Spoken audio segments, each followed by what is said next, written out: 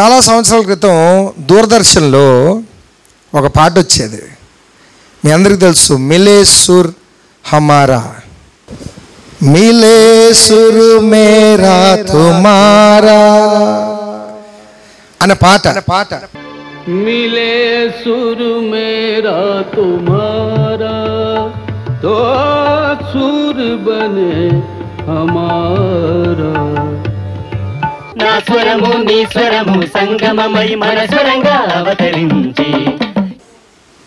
సంగమమై ఎడది సంగమ, నీ స్వరము నా స్వరము సంగమమై మన స్వరముగా అవతరించే. విన్నారా ఎప్పుడైనా? దాని అర్థం ఏంటంటే ద స్పిరిట్ ఆఫ్ యూనిటీ, ఐక్యత కలిగి ఉండాల్సిన భావము, సమాజం అంతా ఏకమై ఉండాలి.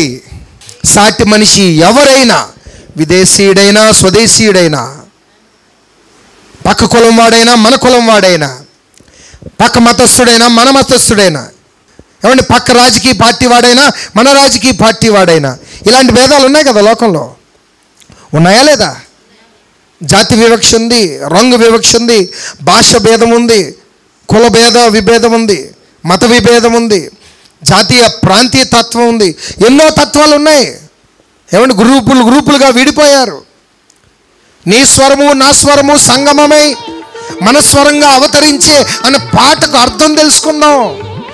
మన మనసులు కలవాలి. ఏమండి, యేసుక్రీస్తు చెప్పిన బోధ ఏంటంటే, నీ ప్రేమ ఈ దేశపు సరిహద్దుల దగ్గర ఆగిపోతే ఆ ప్రేమ నిజమైన ప్రేమ కానే కాదు. నీ ప్రేమ భూదిగంతముల వరకు వెళ్ళాలి. అది క్రీస్తు సువార్త. సో సాటి మనిషిని ప్రేమించడం నేర్చుకుందాం. మన దేశాన్ని గౌరవిద్దాం. మన దేశంలో ఉన్న సాటి పొరుగువాడిని ప్రేమిద్దాం.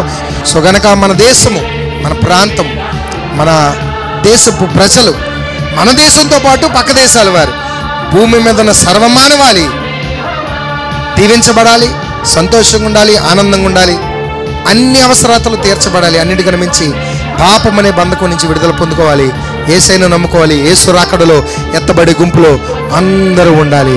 మనం బాగుండాలి, మనతో పాటు అందరూ బాగుండాలి అనండి. చెప్పండి, మనం బాగుండాలి, మనతో పాటు అన్ని దేశాలు బాగుపడాలి. అలాగా దేశాల మధ్య శాంతి సమాధానం ఉండాలి.